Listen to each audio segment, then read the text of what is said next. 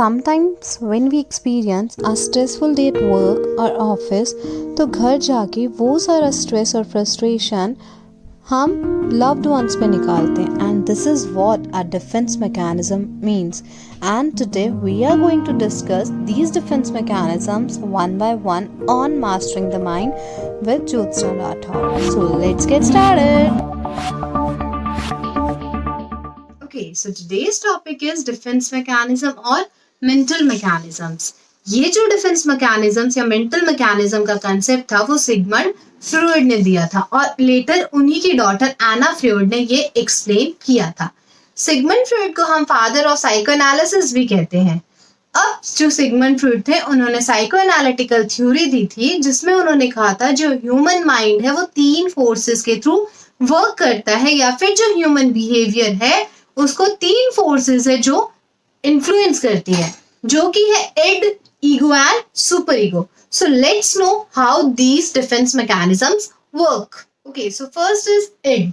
जो इड है वो डिमांड्स क्रिएट करता है, जो प्लेजर प्रिंसिपल पे वर्क करता है. उसको चाहिए कि जो भी उसने डिमांड की है, जो भी उसकी नीड्स है वो फुलफिल होनी चाहिए तो होनी चाहिए. कोई फर्क नहीं पड़ता कि आसपास वाले क्या सोच रहे हैं या मेरे बारे में लोग क्या कहेंगे, उसको जिद पूरी होनी ही चाहिए. और जब वो जिद पूरी हो जाएगी तो उसको उस जिद से प्लेजर मिलेगा. इसीलिए कहते हैं कि जो इड है वो प्लेजर प्रिंसिपल पे वर्क करता है. सेकंड आता है ईगो. जो ईगो होता है वो रियलिटी प्रिंसिपल पे वर्क करता है या वास्तविकता पे काम करता है. उसकी भी डिमांड्स होती है, उसकी भी नीड्स होती है, बट वो उन डिमांड्स और नीड्स को पूरी करने से पहले देखेगा कि जो मैंने डिमांड की है वो वास्तविक रूप से रियलिटी में सही है या फिर नहीं है. थर्ड आता है सुपर ईगो. सुपर ईगो जो है मोरालिटी पे, प्रिंसिपल्स पे, या जो हमारे संस्कार होते हैं, मॉरल वैल्यूज होती है, उन पे वर्क करता है. यहाँ पे क्वेश्चन आ जाता है राइट या रॉन्ग का. अब अगर मैं एग्जांपल देके समझाऊं तो फॉर एग्जांपल हम किसी शादी में गए जहाँ पे डिनर चल रहा है. अब जिसमें इट प्रेजेंट है तो वो क्या करेगा, खाना खाने की जिद करेगा.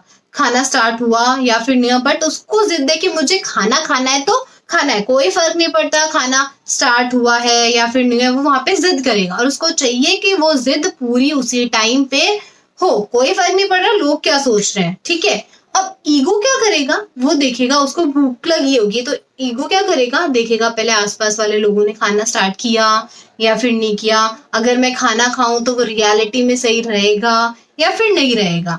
नेक्स्ट आता है सुपर ईगो. अब जिसमें सुपर ईगो है, संस्कार है, मॉरल वैल्यूज है, वो क्या सोचेंगे, खाना स्टार्ट करने से पहले वो देखेगा मेरे से बड़े लोगों ने खाना खाया या फिर नहीं खाया, फिर वो स्टार्ट करेगा. तो ये तीनों जो है id, ego and superego एक बैलेंस में, कोऑर्डिनेशन में वर्क करते हैं.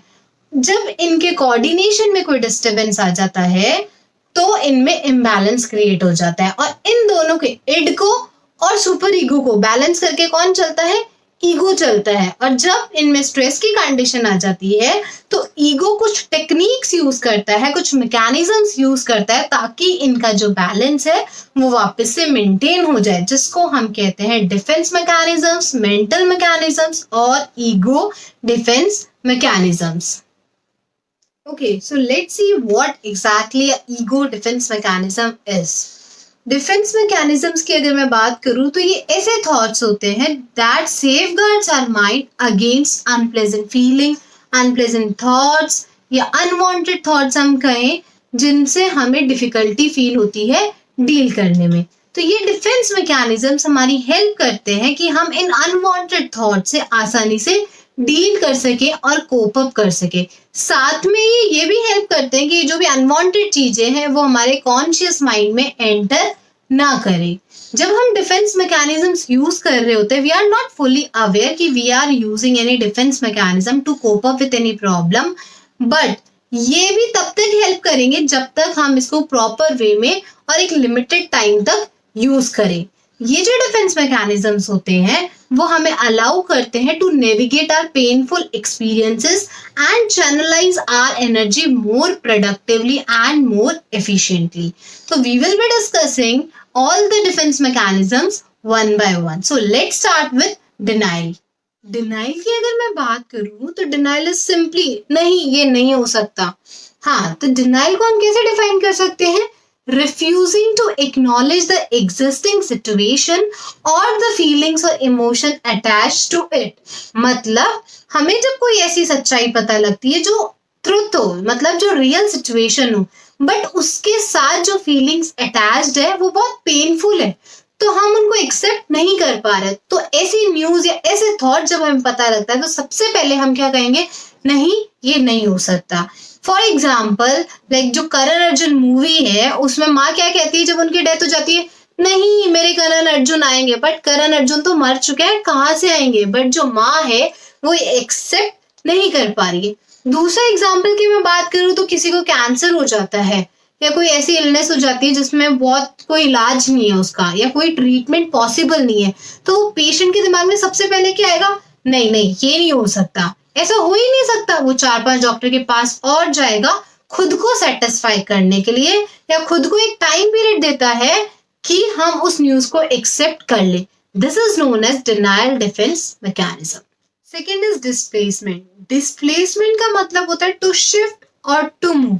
तो displacement defence mechanism can be defined as transfer of emotions or feelings from one target to new target that is less threatening or less dangerous than the original target. इसमें हम क्या करते हैं, जो भी हमारा फ्रस्ट्रेशन है, जो भी हमारा एंगर है, वो किस पे ट्रांसफर करेंगे, ऐसे नए ऑब्जेक्ट पे या ऐसे नए टारगेट पे ट्रांसफर करेंगे जो ओरिजिनल टारगेट से लेस थ्रेटनिंग या फिर कम डेंजरस हो.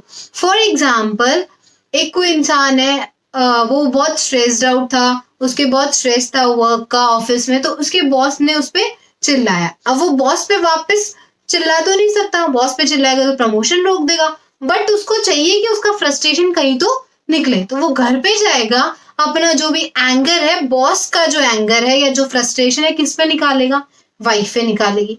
अब वाइफ भी गुस्सा हो जाएगी, बिना मतलब पे उस पर कोई चिल्ला रहा है, तो उसको भी चाहिए किसी पे ये गुस्सा निकाले, तो वो किस पे निकालेगी, अपने बच्चे पे निकालेगी. बच्चा किस पे निकालेगा, अपने टॉय पे निकालेगा. तो ये क्या हो रहा है, ट्रांसफर ऑफ फ्रस्ट्रेशन या ट्रांसफर ऑफ थॉट्स एक नए ऑब्जेक्ट पे. जो नया ऑब्जेक्ट क्या है, ओरिजिनल ऑब्जेक्ट से या ओरिजिनल टारगेट से लेस थ्रेटनिंग और लेस डेंजरस है. ये एक अनकॉन्शियस डिफेंस मैकेनिज्म है जो हम डे टू डे लाइफ में यूज करते रहते हैं. Third is rationalisation. रैशनलाइजेशन की मैं बात करूं तो अंगूर खट्टे is the best example of rationalisation. हम सब ने वो स्टोरी तो सुनी होगी जिसमें एक फॉक्स होती है, वो क्लाइंब करना चाहती है, बट वो ग्रेप्स उसके हाथ नहीं लगते, तो वो क्या कहती है, मेरे को तो खाने ही नहीं थे, अंगूर खट्टे हैं. तो इस चीज में वो क्या कर रही है, अपनी वीकनेस, अपनी लिमिटेशन को ऐसे एक्सप्लेन कर रही है या ऐसे रीजंस दे रही है जो लॉजिकल और रैशनल हो. इसे हम कहते हैं rationalisation defence mechanism. Rationalisation defence mechanism can be defined as explaining your behaviour एक ऐसे तरीके में जो लॉजिकल हो और रैशनल हो, जहां पे हम ट्रू रीजंस को अवॉइड कर रहे हैं. फॉर एग्जाम्पल स्टूडेंट्स अगर फेल हो जाते हैं, उनसे रीजन पूछा जाता है, तो कोई ये नहीं कहेगा मैंने पढ़ाई नहीं की थी, वो क्या कहेंगे, टीचर्स ने अच्छा नहीं पढ़ाया था, टीचर्स का ही समझ नहीं आया था इसलिए मैं फेल हो गया. अपना ब्लेम वो किस पे डाल रहे हैं, टीचर्स पे डाल रहे हैं. ये बहुत कॉमन है कि जब हमें सक्सेस मिलती है ना, तो हम क्या कहते हैं, वाओ मैंने बहुत हार्ड वर्क किया है, ये मेरी स्किल की वजह से मिली है, दिन रात मेहनत करके मैंने ये सक्सेस कमाई है. और फेल हो जाते हैं तब क्या कहते हैं, उसकी वजह से फेल हो गया, उसने मुझे ऐसा नहीं करने दिया. तो रैशनलाइजेशन डिफेंस मैकेनिज्म में हम अपना ब्लेम किसी और पे डालते हैं कि रैशनल तरीके में या एक्सेप्टेबल तरीके में. Rest we'll discuss in next class. Thank you.